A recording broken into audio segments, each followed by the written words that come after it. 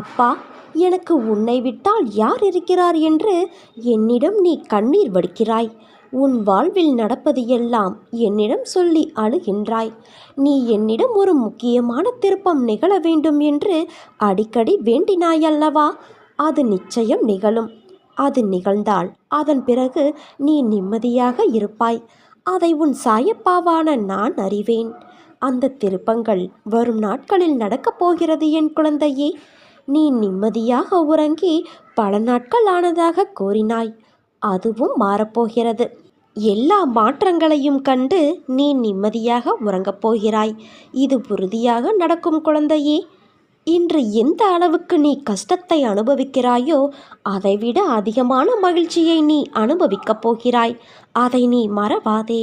நீ என்னிடம் வைத்த பிரார்த்தனைகள் நிச்சயம் வீண் போகாது. நம்பிக்கையோடு காத்திரு. நீ எந்த